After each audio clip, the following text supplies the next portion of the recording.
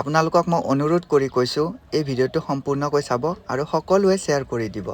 এই ৰাস্তাটো হৈছে কামৰূপ জিলাৰ ৰঙিয়া সমষ্টিৰ ধুইবালা গাঁও পঞ্চায়ত অন্তৰ্গত বগলছ ৰোড, মানে এই ৰাস্তাটোৰ নাম বগলছ ৰোড। যোৱা 2 দিনমানৰ পৰা নিৰ্বাচনী ৰেলীৰ ভিডিঅ' বহুত দেখিলোঁ, বিজেপিৰে হওক, কংগ্ৰেছৰে হওক বা অন্য দলৰে হওক।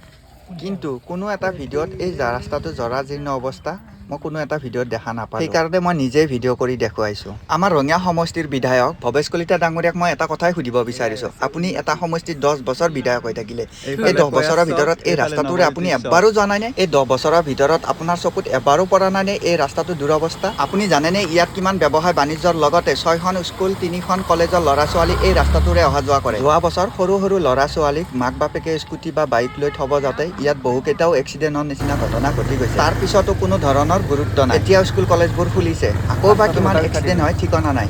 আমাৰ ৰঙিয়া সমষ্টিৰ বিধায়ক ভৱেশ কলিতা ডাঙৰীয়াৰ লগতে অসমৰ মুখ্যমন্ত্ৰী হিমন্ত বিশ্ব শৰ্মা ডাঙৰীয়াক মই অনুৰোধ কৰি কৈছোঁ, এই ৰাস্তাটো যাতে নতুনকৈ নিৰ্মাণ নকৰিলেও মেৰামতিৰ ব্যৱস্থা অতি সোনকালে কৰি দিব লাগে। এইটো ৰাস্তা নে নদী একো ধৰিবই নোৱাৰি। পথাৰৰ আলি অলপমান ভাল নেকি? মই ডাঙৰ মানুহৰ কথা ক'ব নাযাওঁ, কিন্তু সৰু সৰু স্কুলৰ ল'ৰা ছোৱালী এই ৰাস্তাটোৰে অহা যোৱা কৰিব কেনেকৈ? আৰু এটা কথা, মই কোনো দলৰ ছাপোৰ্টাৰো নহয় আৰু কোনো দালালো নহয়, কিন্তু এই ৰাস্তাটো দেখি পেলাই সহ্য নহয় পেলাইহে মই এই ভিডিঅ'টো বনাইছোঁ। আপোনালোকক মই ৰিকুৱেষ্ট কৰি কৈছোঁ, এই সৰু সৰু ল'ৰা ছোৱালীৰ ভৱিষ্যতৰ কথা ভাবি পেলাই এই ভিডিঅ'টো সকলোৱে শ্বেয়াৰ কৰি দিব।